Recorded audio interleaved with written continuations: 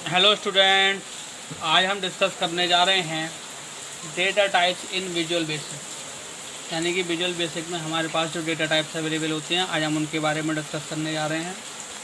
तो first data type जो होता है वो हमारा होता है numeric.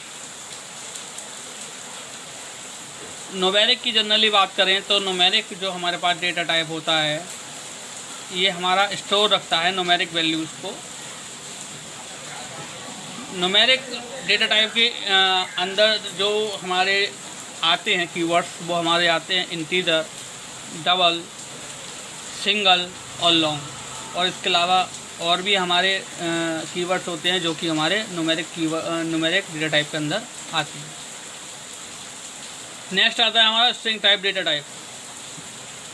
String type data type के अंदर हमारा जो भी डेटा आता है, यानी कि मान लीजिए किसी का नेम, कोई सिटी का नेम, या हमारा कोई एक स्पेशल वर्ड, तो स्ट्रिंग कीवर्ड की अगर बात करें तो ये हमेशा डबल कोट्स के अंदर आता है। ये हमेशा डबल कोट्स के अंदर आता है। नेक्स्ट आता है हमारा बूलियन। बूलियन की बात करें तो इसको हम प्रॉपर्टी को इनेबल और डिसेबल करने के लिए यूज़ करते हैं।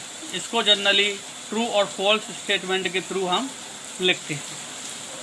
तो बूलियन जो होता है वो हमारा स्टोर रखता है अपने अंदर बूलियन वैल्यूज़ को, यानी कि in the form of true and false.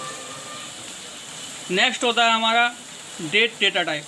Date data type store date along with time. यानी कि अगर हम डेट डेटा टाइप का यूज़ करते हैं तो यह अपने पर्टिकुलर करंट डेट के साथ करंट टाइम को भी डिस्प्ले करता है। नेक्स्ट है हमारा ऑब्जेक्ट।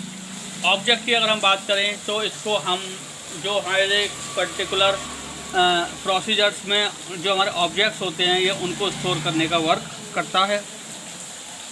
नेक्स्ट होता है हमारा वेरिएंट डेटा टाइप। वेरिएंट का मतलब variety of data types available in this variant data type. तो store any type of data, यानी कि वेरिएंट डेटा टाइप जो होता है यह अपने अंदर एबिलिटी रखता है कि ये किसी भी प्रकार का डेटा अपने अंदर स्टोर रख सकता है। फर्स्ट वन है हमारा इंटीजर। इंटीजर की अगर हम बात करें तो ये 2 बाइट्स का होता है।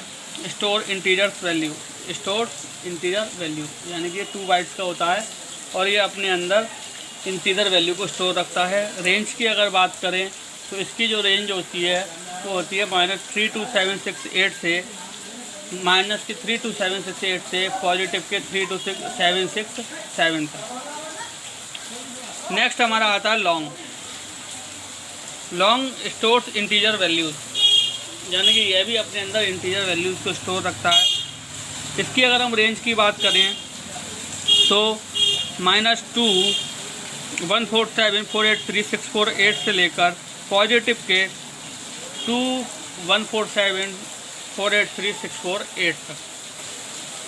ठीक, तो ये हमारा वेरिएंट डेटा टाइप के अंदर जो हमारे कीवर्ड्स होते हैं उनको हम डिस्कस कर रहे हैं। नेक्स्ट होता है हमारा बाइट। यह भी अपने अंदर 1 बिट इंफॉर्मेशन स्टोर करने के लिए यूज़ करते हैं हम इसको, 1 बाइट का डेटा स्टोर करने के लिए। अब यहाँ पर देखें, यह अपने अंदर स्टोर रखता है इंटीजर वैल्यूज़ को। इसकी जो रेंज की अगर बात करें तो 0 से लेकर 255 तक इसकी रेंज होती है। नेक्स्ट होता है हमारा सिंगल, जो कि 4 बाइट का होता है। नेक्स्ट हमारा होता है सिंगल, जो कि 4 बाइट का होता है। तो store single division floating point values, ये अपने पास single division floating type values को स्टोर रखता है, जो हमारा सिंगल वेरिएबल होता है। यानी कि एग्जांपल में बताया गया कि 5/3 को अगर हम डिवीज़न परफॉर्म करते हैं तो यहाँ पर उसका जो हमारा क्वोशंट आता है वो आता है 1.66667। ठीक, डबल की अगर हम बात करें तो store double precision floating type values, ये अपने अंदर double precision floating type values को स्टोर रखता है। नेक्स्ट करेंसी की अगर हम बात करें तो store fixed point number with 4 decimal places,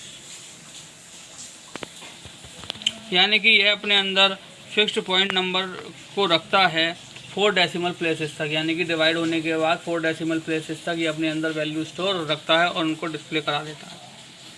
अगर हम कुछ और अदर फंक्शंस के बारे में डिस्कस करें तो हमारे पास फर्स्ट आता है इज न्यूमेरिक। इस न्यूमेरिक के अंदर अगर हम बात करें तो ये बूलियन फंक्शन के थ्रू हम इसको डिस्प्ले कराते हैं। सपोज़ करिए कि हमने कोई डेटा लिखा 147,628, ठीक, और हम उसको इस न्यूमेरिक के थ्रू चेक करा रहे हैं कि यह जो डेटा है हमारा वह न्यूमेरिक है या नहीं, ठीक। तो अगर वह डेटा नंबर्स की फॉर्म में होगा तो वहाँ पर वह ट्रू प्रिंट करा देगा, अदरवाइज फॉल्स प्रिंट करा देगा, ठीक। यानी कि true if argument is numeric, वह ट्रू प्रिंट करा देगा अगर आर्ग्यूमेंट जो है वह न्यूमेरिक होंगे। जैसे कि इंटीजर टाइप होगा, लॉन्ग इंट टाइप होगा, बाइट में होगा या सिंगल में होगा या डबल में होगा या करेंसी में होगा, ठीक। तो ये था हमारा is numeric function, first function जो हमने डिस्कस करा। नेक्स्ट है हमारा इज़ डेट। इज़ डेट, इस डेट की अगर हम बात करें तो यह भी हमारे बूलियन फंक्शंस के थ्रू बताएगा कि हमारा जो आर्ग्यूमेंट है वह वैलिड डेट एंड टाइम जो है वह दे रहा है या नहीं। अगर वैलिड डेट एंड टाइम वह डिस्प्ले नहीं करा रहा होगा तो वहाँ पर वह फॉल्स प्रिंट करा देगा, और अगर वैलिड होगा डेट एंड टाइम तो वहाँ पर वह ट्रू प्रिंट करा देगा। नेक्स्ट है हमारा इज एरे।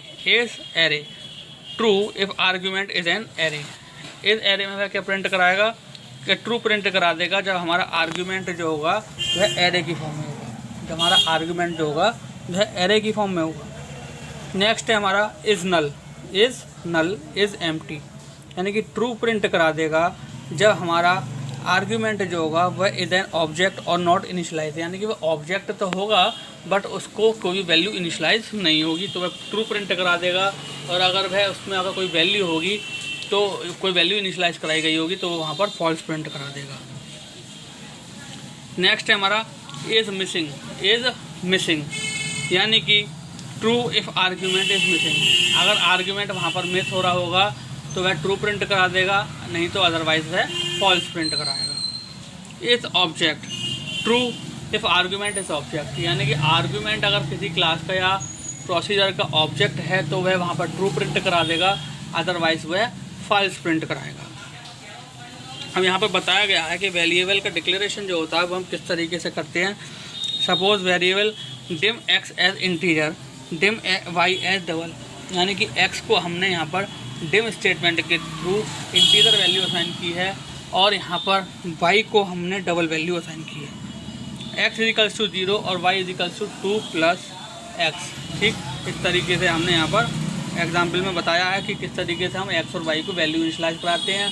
पहले क्या करते हैं, हम वैल्यूज़ को हम जो है वह प्री डिफाइन कर देते, मतलब पहले हम वैल्यू को वेरिएबल असाइन कर देते हैं, देन यूज़र से उसकी वैल्यू हम लेते हैं, यानी कि यूज़र डिफाइंड होती हैं। देन उसके बाद क्या होती है, हम प्री डिफाइंड वैल्यू ले लेते हैं, जैसे कि एक्स इजिकल्स टू 0 और वाई इजिकल्स टू 2 + x।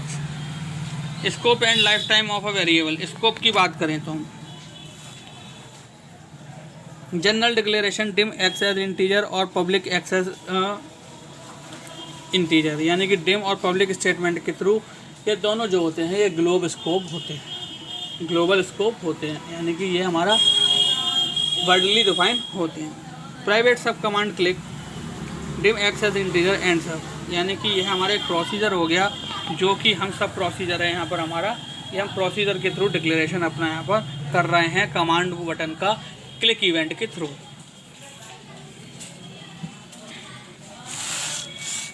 यह static function running argument running average new value as double. अब ये क्या है, static value persist between function calls, ठीक है। स्टैटिक हमने लगवाया है जहाँ पर वैल्यू हमारे फंक्शन कॉल्स के बीच में परसिस्ट कर रही है। देन फंक्शन क्या है हमारा, कीवर्ड। रनिंग एवरेज क्या है, नेम ऑफ फंक्शन। यहाँ पर ये सिंटैक्स डिफाइन किया हुआ।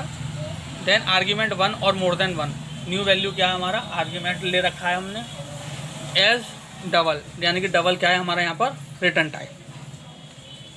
Constant in C language has defined pi 3.1415, यानी कि हमने यहाँ पर सी लैंग्वेज में इस तरीके से हम पाई की वैल्यू को डिफाइन करते हैं पहले ही हेडर फाइल्स के थ्रू कि हैज़ डिफाइंड पाई 3.1415 यहाँ पर हमने हेडर फाइल्स के थ्रू अपनी वैल्यूज़ को इनिशियलाइज कर दिया, यानी पाई की वैल्यू को डिफाइन कर दिया। विजुअल बेसिक की बात करें तो यहाँ पर हम एरिया अगर निकालना है हमें, तो हम क्या करते हैं 2 इंटू 2 पाई आर, ठीक है, यानी कि 2 इंटू पाई इंटू आर। पाई की वैल्यू यहाँ पर प्री डिफाइंड होती है इन द लाइब्रेरी, तो वहाँ पर 22/7 या 3.14 ऑलरेडी वहाँ पर कैच कर लेगा।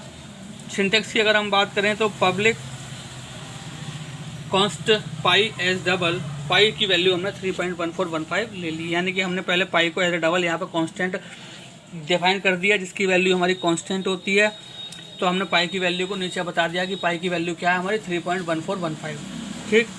देन कांस्टेंट एक्सपायरी डेट क्या हो गई हमारी यहाँ पर, हैश 1 डेट की फॉर्मेट में 11/2006, 11/2006, ठीक।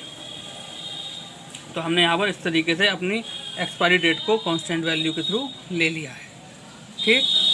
तो स्टूडेंट आज हमने जो डिस्कस करा, तो आज हमने कुछ डेटा टाइप्स के बारे में डिस्कस करा कि हमारे न्यूमेरिक डेटा टाइप क्या होते हैं, स्ट्रिंग डेटा टाइप क्या होते हैं, बूलियन डेटा टाइप के होते हैं, डेट डेटा टाइप क्या होता है, object data type. Then variant के अंदर हमने इंटीजर, लॉन्ग, डबल, इन सब को डिस्कस करा। बाइट हमारा किस तरीके से 1 बाइट की इन्फॉर्मेशन अपने अंदर स्टोर रखता है।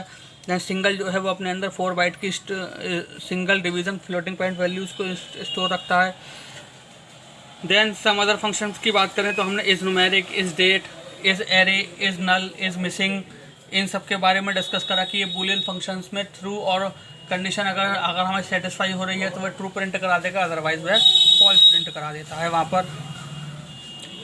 देन उसके बाद हमने वेरिएबल को डिक्लेरेशन कैसे करते हैं, हमने डिम स्टेटमेंट के थ्रू, यानी कि डिम स्टेटमेंट के थ्रू हमने यूज़र डिफाइन करते हैं, यानी कि पहले हमने एक्स वेरिएबल को हमने वहाँ पर इनिशियलाइज करा दिया। देन उसको हमने क्या करा, यूज़र के द्वारा इनपुट लेना है हमें, तो हमने डिम एक्स इंटीजर डिम पाई एस डबल ले लिया।